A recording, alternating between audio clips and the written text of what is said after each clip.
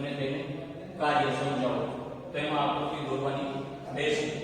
આકૃતિમાં તમે જોશો તો પિટ્યુટરી ગ્રંથિ દર્શાવેલી છે કે જે મગજનો ભાગ છે. ત્યાર પછી પોન્સ અથવા તો સેતુ, લંબમજ્જા અને અનુમસ્તિષ્ક, આ ત્રણેય છે એ શેનો ભાગ છે? તો કે પશ્વ મગજનો ભાગ છે. પોન્સ, સેતુ, લંબમજ્જા અને અનુમસ્તિષ્ક શેનો ભાગ છે? પશ્વ મગજનો. અને બૃહદ મસ્તિષ્ક છે, અગ્ર મગજ છે, એ શું ધરાવે છે? બૃહદ મસ્તિષ્ક ધરાવે છે. મગજની સૌથી મધ્યમાં આવેલો ભાગ છે જેને મધ્ય મગજ કહેવામાં આવે છે. તો મગજને ત્રણ ભાગોમાં વહેંચવામાં આવ્યું છે: અગ્ર મગજ, મધ્ય મગજ અને પશ્વ મગજ. તો સૌથી પહેલા જોઈએ અગ્ર મગજ, તો કે બૃહદ મસ્તિષ્ક ધરાવતો અને વિચારવા માટેનો મુખ્ય ભાગ છે. મગજ દ્વારા જે કાંઈ વિચારવાની ક્રિયા થાય છે તે અગ્ર મગજમાં જોવા મળે છે. ગ્રાહી એકમોમાંથી સંવેદના મેળવવા માટેના વિસ્તારો આવેલા હોય છે. આગળના વિડિયોમાં આપણે સંવેદન ગ્રાહીઓ જોઈ: રસગ્રાહી, ઘ્રાણગ્રાહી, સ્પર્શગ્રાહી, ધ્વનિગ્રાહી, કે જેના દ્વારા આપણે જુદી જુદી બાહ્ય ઉત્તેજના છે, સંવેદના અનુભવી શકીએ છીએ. તો દરેક ગ્રાહી એકમો છે એના વિસ્તારો છે અગ્ર મગજમાં આવેલા હોય છે. શ્રવણ અને ઘ્રાણગ્રાહી એટલે કે ગંધની ઓળખ અને દ્રષ્ટિ વગેરે માટે અલગ અલગ વિસ્તારો આવેલા હોય છે. અગ્ર મગજની અંદર મુખ્ય કઈ ગ્રાહીઓ આવેલી હોય છે? તો કે શ્રવણગ્રાહી, જેના દ્વારા આપણે સાંભળી શકીએ, ઘ્રાણગ્રાહી એટલે કે ગંધની ઓળખ કરી શકીએ, અને દ્રષ્ટિગ્રાહી એટલે કે જોવા માટેના અલગ અલગ વિસ્તારો છે એ અગ્ર મગજમાં આવેલા હોય છે. ગ્રાહી એકમોમાંથી આવેલી માહિતી તેમજ મગજમાં સંગ્રહાયેલી માહિતીઓને શું કરે છે? સંકલિત કરી સંવેદનાનું અર્થઘટન કરવામાં આવે છે. અગ્ર મગજની અંદર કયું કાર્ય થાય છે? તો કે ગ્રાહી એકમોમાંથી જે સંવેદનાની માહિતી મળે છે એ ઉપરાંત મગજમાં જે પહેલેથી સંગ્રહાયેલી માહિતી છે એનું સંકલન કરી અને એનું અર્થઘટન કરવામાં આવે છે.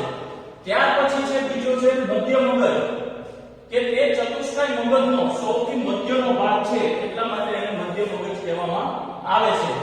તેની અંદર કઈ સંવેદન ગ્રાહીઓ આવેલી હોય છે? તો કે મધ્ય મગજમાં દ્રષ્ટિ અને શ્રવણની પરાવર્તી ક્રિયાના કેન્દ્રો આવેલા હોય છે. અને ત્રીજું છે પશ્વ મગજ.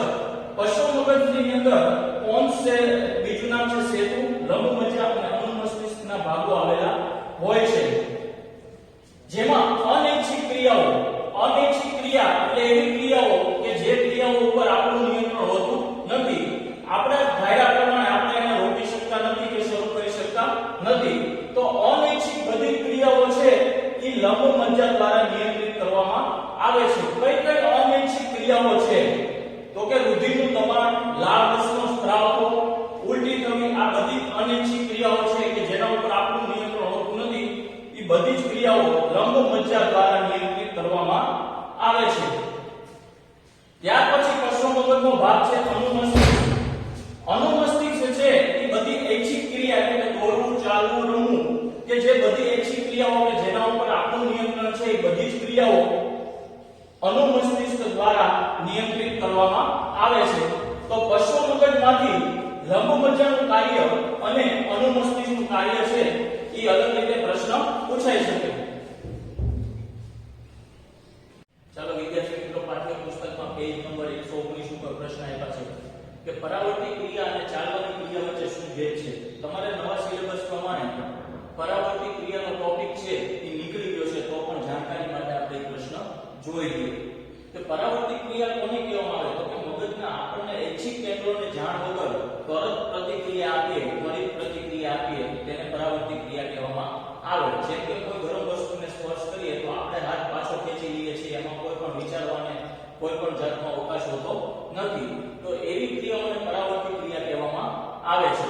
તો પરાવર્તી ક્રિયા છે એ હંમેશા કરોડરજ્જુ વડે નિયંત્રિત થતી હોય છે. અને કેવી ક્રિયા છે? અનૈચ્છિક ક્રિયા છે કે આપણી ઈચ્છા પ્રમાણે થઈ શકતી નથી. તેમાં વિચારવાની ક્રિયા છે એ સંકળાયેલી હોતી નથી. જ્યારે ચાલવાની ક્રિયા કેવી છે? ઐચ્છિક ક્રિયા છે કે ચાલવાની ક્રિયા આપણે ઈચ્છા પ્રમાણે એનું નિયંત્રણ કરી શકીએ છીએ અને તે પશ્વ મગજના અનુમસ્તિષ્ક ભાગ વડે નિયંત્રિત થાય છે. આ ક્રિયા વ્યક્તિની ઈચ્છા પર આધારિત હોય છે. બીજો પ્રશ્ન આપ્યો છે પાઠ્યપુસ્તકમાં ચેતોપાગમ, કે જે આપણે ચેતાકોષમાં આપણે જોઈ લીધું ચેતોપાગમનું કાર્ય. ત્રીજો પ્રશ્ન છે કે મગજનો કયો ભાગ શરીરની સ્થિતિ અને સંતુલન જાળવી રાખવાનું કાર્ય કરે છે? તો પશ્વ મગજનો અનુમસ્તિષ્કનો ભાગ છે જે શરીરની સ્થિતિ અને સંતુલન જાળવી રાખવાનું કાર્ય કરે છે. ચોથો પ્રશ્ન છે કે આપણને અગરબત્તીની સુવાસની ખબર કેવી રીતે પડે છે? તો આપણી શરીરની અંદર જુદી જુદી સંવેદન ગ્રાહીઓ આવેલી હોય છે જેના દ્વારા આપણે સુગંધની ઓળખ કરી શકીએ છીએ, પ્રકાશ જોઈ શકીએ છીએ, સાંભળી શકીએ છીએ, સ્પર્શ અનુભવી શકીએ છીએ.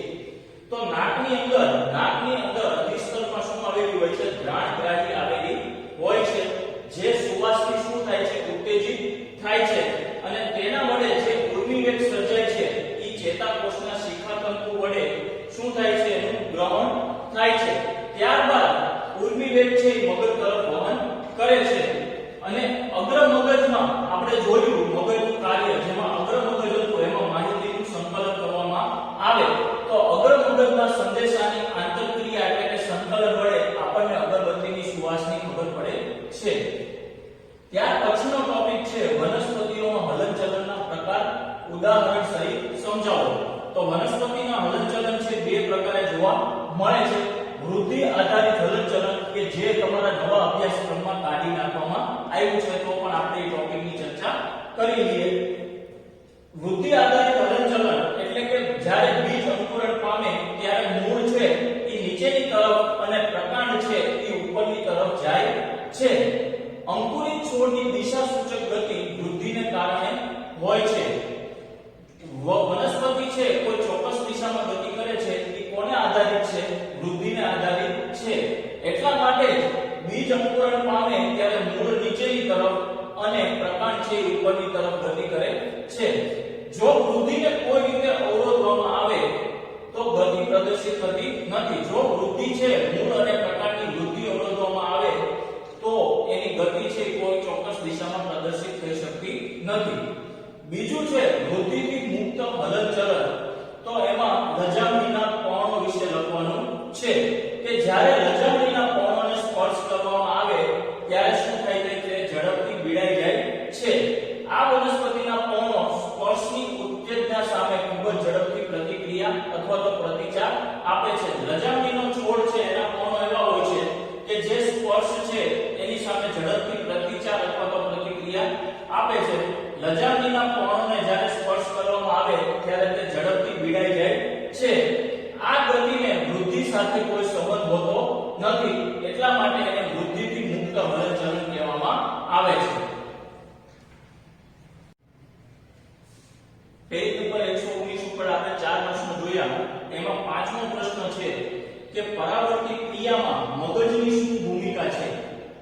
તો પરાવર્તિત ક્રિયામાં આપણે જોયું કે પરાવર્તિત ક્રિયા છે એ કરોડરજ્જુ વડે નિયંત્રિત થાય છે જેમાં મગજની કોઈ સક્રિય ભૂમિકા હોતી નથી. તેમ છતાં પરાવર્તિત ક્રિયામાં અમુક પૂર્વગ્રહ એટલે કે અગાઉ સૂચનાઓ છે એ મગજ સુધી પહોંચે છે. તો ઘણી એવી પરાવર્તિત ક્રિયા છે જેમ કે ખોરાક રંધાતો હોય તો એની સુગંધ આવવી, પછી ઉલટી કરવી, એવી કેટલીક ક્રિયાઓ છે. આંખના પલકારા મારવા, ઉધરસ આવી, એવી કેટલીક ક્રિયાઓ છે જેની સૂચનાઓ છે પૂર્વગ્રહ સૂચનાઓ મગજ સુધી પહોંચી જાય છે. પરાવર્તિત ક્રિયાઓનો ટોપિક નીકળી ગયો છે. તેમ છતાં તમારી જાણકારી માટે આપણે જોઈ લીધું કે પરાવર્તિત ક્રિયામાં મગજની શું ભૂમિકા છે.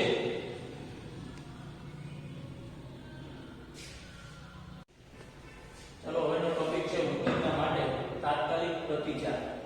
તો એમાં ઉદાહરણ છે લજામણીના છોડ વિશેનું વર્ણન લખવાનું છે. કે લજામણીના છોડ આપણે જોયું કે સ્પર્શ કરીએ તો ભીડાઈ જાય અને ફૂલે. તો એ શા કારણે એવી ઘટનાઓ બને છે એ આપણે એની વિશે લખવાનું છે. તો કોષ ફૂલે અને સંકોચાય એવું શું કામ બને? તો કે પાણી છે, પાણી જ્યારે સ્વીકારે ત્યારે શું થાય? કોષ છે એ ફૂલે અને પાણી ગુમાવે ત્યારે કોષ છે એ સંકોચાય. તો ઉત્તેજના માટે તાત્કાલિક પ્રતિચાર અથવા તો પૂછે કે લજામણીના છોડના સ્પર્શ કરતા શા માટે લજામણીનો છોડ છે, પર્ણ છે એ ભીડાઈ જાય છે? તો આના વિશે વર્ણન લખવાનું રહેશે.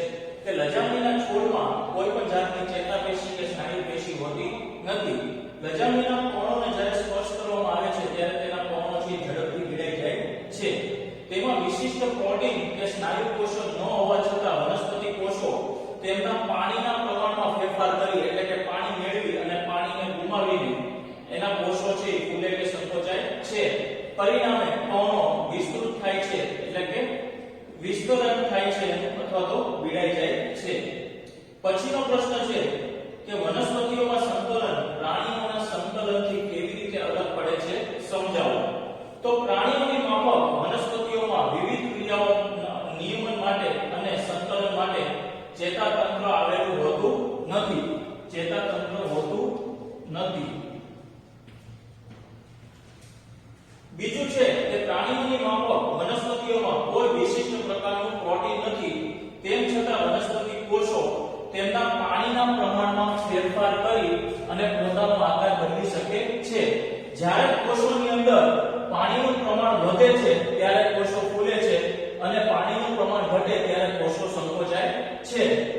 પ્રાણીની માફક વનસ્પતિઓમાં સંદેશાના વહન માટે કોઈ પણ પ્રકારની પેશી હોતી નથી. તેમ છતાં વનસ્પતિ કોષો છે એ ઉર્મી વેગ એટલે કે વિદ્યુત આવેગ અને રસાયણનો ઉપયોગ કરી સંદેશાને એક કોષથી બીજા કોષ સુધી પ્રસાર કરે છે. પછીનો ટોપિક છે આવર્તન એટલે શું? ઉદાહરણ સાથે સમજાવો. તો આવર્તનની વ્યાખ્યા જોઈએ કે વનસ્પતિના અંગમાં હલનચલન બાહ્ય અને સદિશીય એટલે કે દિશા આધારિત ઉત્તેજનાને અનુરૂપ દર્શાવાય છે તેને આવર્તન કહે છે.